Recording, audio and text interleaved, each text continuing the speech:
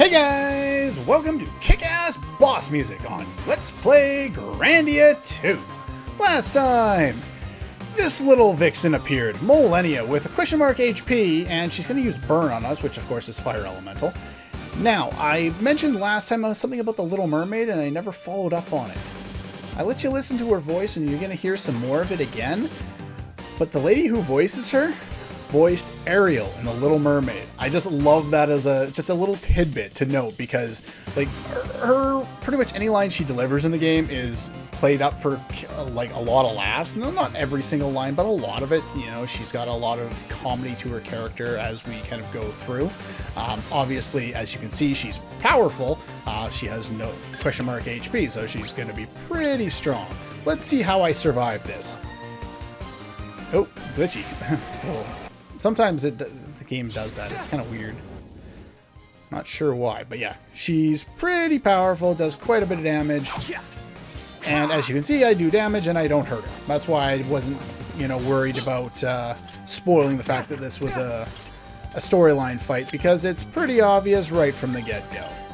So she's going to do a combo. I don't want you to do a combo. I want you to use the attack that you're supposed to use. Is this it? No, this is Strom. This is a status effect. This should, I believe, reduce my act? Yes, or no, my attack. Now, what are you going to do next? You are going to use Zap. I am going to guard.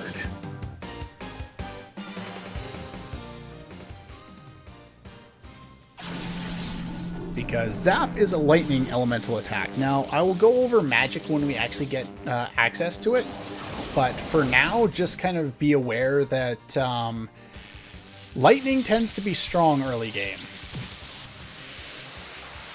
I guarded that, and that ends the battle. But yeah, if you don't guard that, it does quite a bit of power.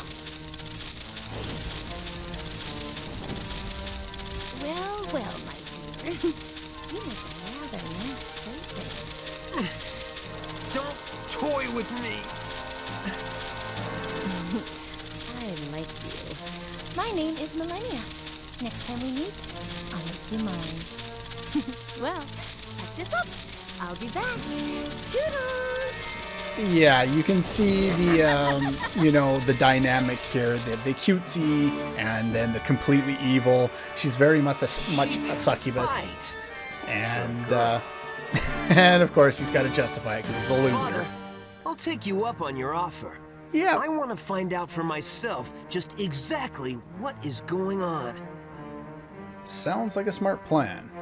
But yeah, you can see there's a lot of cool ideas at play with specific characters here. They're very one-dimensional right at the start, but you can see that if they're going to do anything with these characters, they either have to grow or they're going to be crap.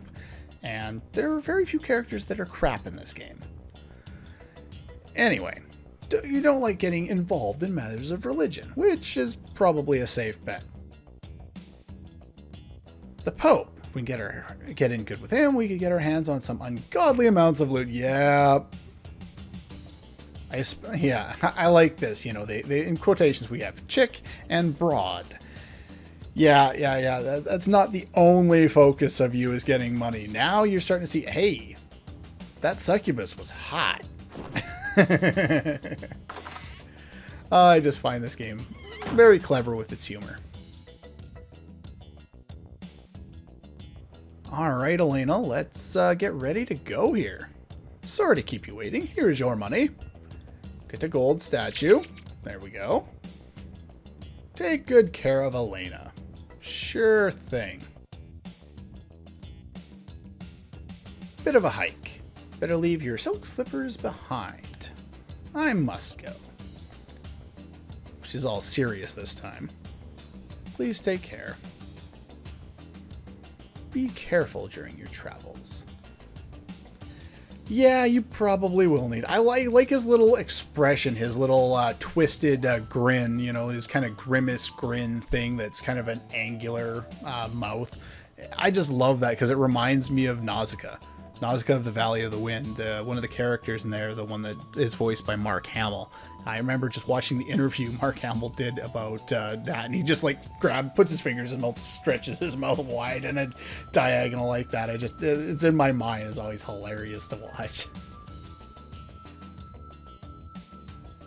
No matter the cost. Even teaming up with an evil Geohound. And yes, she actually joins as a party member. She has a staff that at the start of the game is better than my first weapon. Her attack stat is lower because obviously that's not her class. 12, 2, that's fine. Switch this over. Actually, she can keep that, that's fine. She comes with a Holy Egg, so she can learn spells right off the bat. Now, if I remember correctly, let's go to Power Up. If you go over, hit the R1 button, go over to Holy Egg, we can learn spells here. Now, for the most part, I think I'm going to leave these alone. I think there might be one spell in here I want. Like, I will eventually power them up, but there's something else I want to get my hands on before too long, and I just want to make sure that I'm balancing out where I'm spending my points. Tenseiken Slash, as you can see, the first time we level up it was 250. Hers is 250 to do. The first skill everyone gets is a cancel effect attack, and then all the other ones they can learn have different effects. As you can see, we're going to get quite a lot later.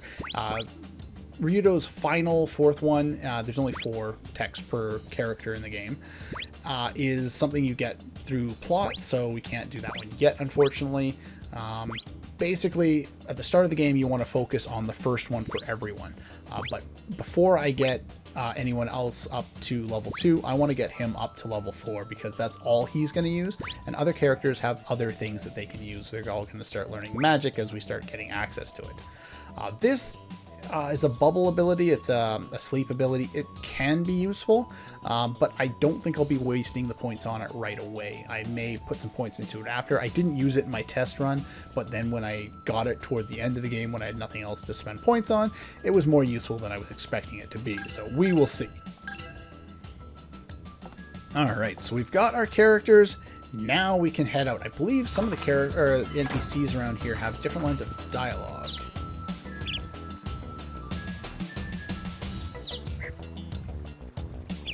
Nope, doesn't seem like it. You can rebuild it.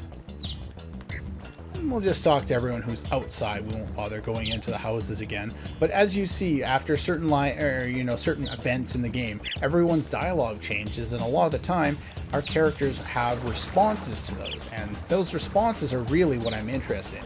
The other ones build the world, which is nice, but I'm more interested in building the characters. Did not lose you.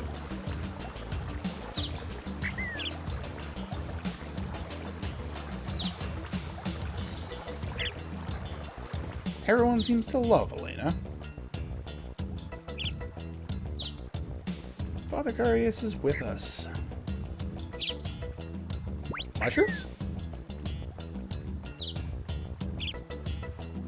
Basically, that's like a little extra thing. You can use your sword to break open some mushrooms. Sometimes you get nothing, sometimes you get items, sometimes you get monsters, which is fine. We're going to go open them all up anyway. I don't think there's anybody else useful to talk to around here. Kid? Kid?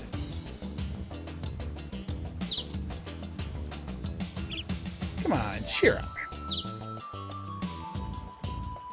You can't protect anyone.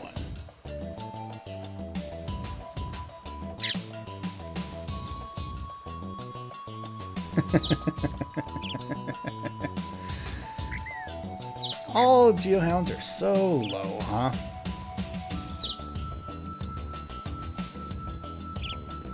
I just think it's pretty cool. You can be strong too. Yeah, as you can see, it's already starting where you start to see, even though he's being critical, other characters are starting to reveal that he's not necessarily just being critical, but there are other kind of aspects to it as well.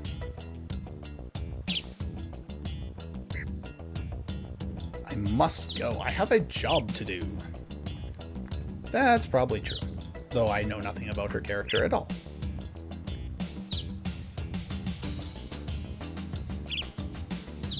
Okay, so now we can head to the world map and we can move on. Now, there are some interesting things about the Inor Mountains, and there's already another item that I will want to farm. So yeah, you just the X button and you can attack all of these things. Sometimes they will fall like that. Sometimes you get items out of them, which is fun. And of course, pretty much any area is going to have a save point in there for the most part. So you get the free recovery, which is nice. It allows you to make it through without too many problems.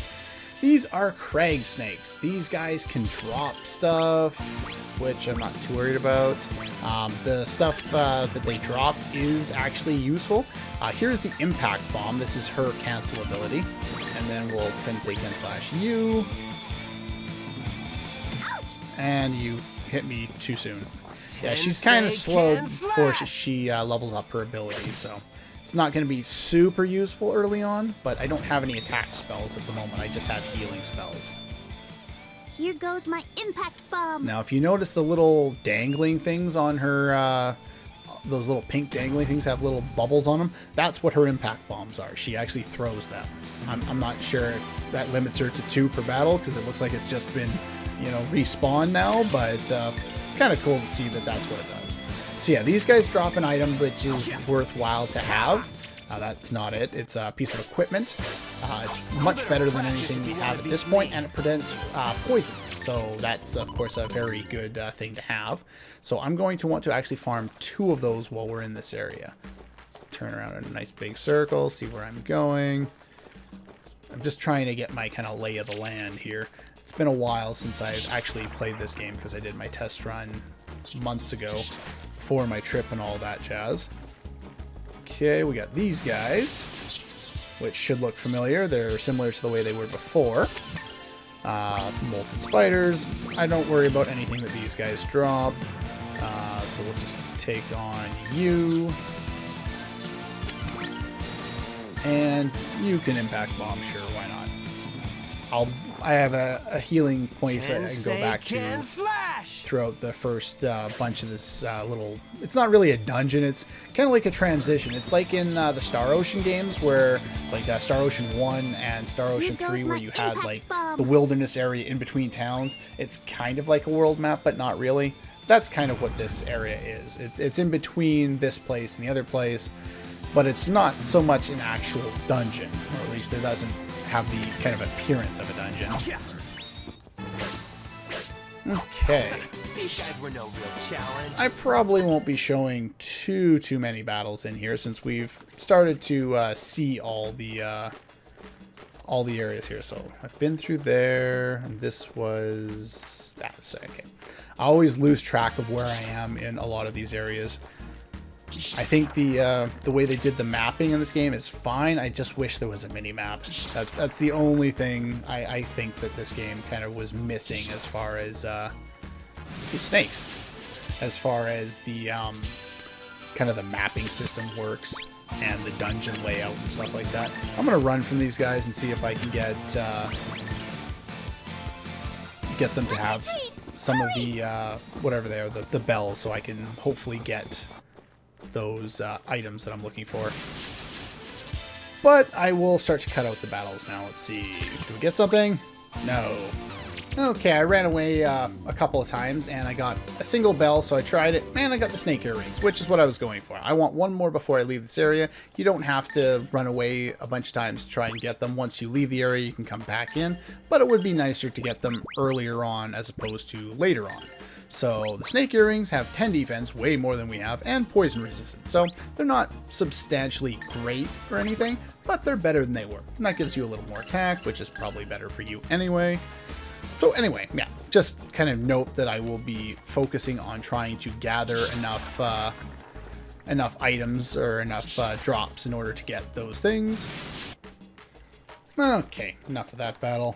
Let's see if we can get some money here. And we already got that one. Let's pick up some of these guys. To try and give you an idea of where we are, I'm going to run back to the road here real quick. Another snake.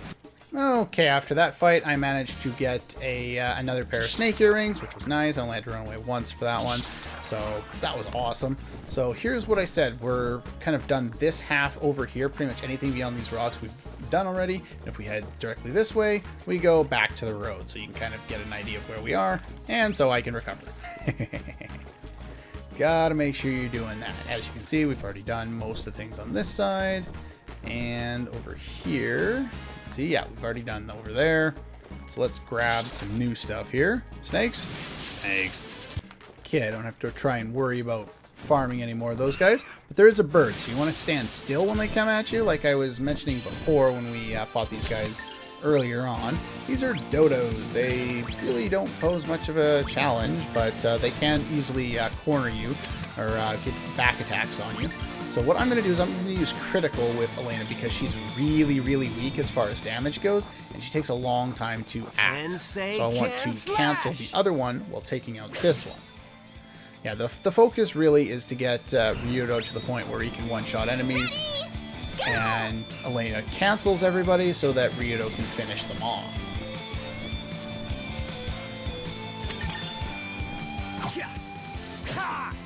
And maybe we'll get there we go. All the damage appeared too high to see, but we shall be safe ahead.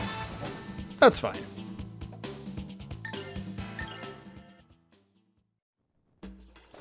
Okay, let's get some more of these guys. No more snakes, no more snakes. Let's see, there's a spot in here we can grab some more stuff at. Maybe. Tell me this one's got something.